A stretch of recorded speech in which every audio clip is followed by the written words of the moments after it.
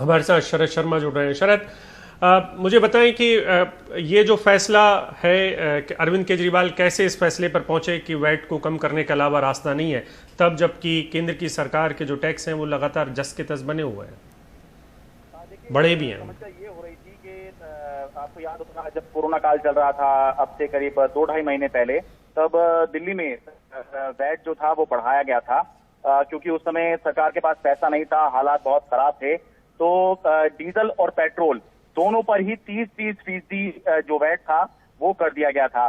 जिसकी वजह से एक नौबत ये आ गई थी दिल्ली के अंदर। लगभग पिछले 1 महीने से ये हालात बने हुए थे कि पहली बार ऐसा हो गया था कि डीजल पेट्रोल से भी महंगा हो गया, जबकि हम अपने बचपन से ही देखते आ रहे हैं कि हमेशा पेट्रोल ही महंगा होता है, डीजल सस्ता होता है। तो इसकी वजह से एक तरफ महंगाई बढ़ रही थी, दूसरी तरफ जो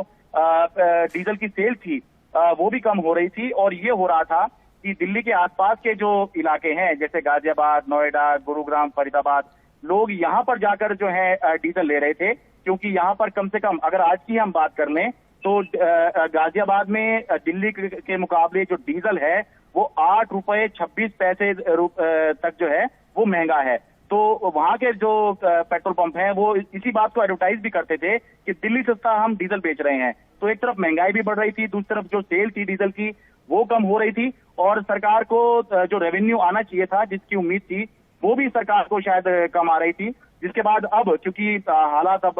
पहले ऐसे नहीं है, दिल्ली खुली हुई है और कोरोना भी अब यहाँ पर ऐसा लग रहा है कि काफी हद तक कंट्रोल में आ चुका है, तो इसलिए अब आज ऐलान किया गया है कि अब वापस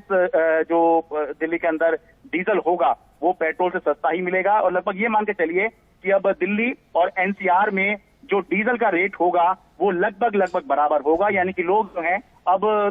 डीजल डलवाने के लिए अपनी गाड़ी में या टेम्पो में या ट्रक में गाजियाबाद, नोएडा, फरीदाबाद, गुरुग्राम का जो है रुख नहीं करेंगे। जो दिल्ली से डलवा सकता होगा दिल्ली से डलवा लेगा, जो बाहर से डलवा सकता होगा वो बाहर से डलवा लेगा, कि लगभग रेट जो है अब पेट्रोल और डीजल के दिल्ली एनसीआर में तीनों स्टेट में ही हम मान के चलें कि अब बराबरी पर आ जाएंगे।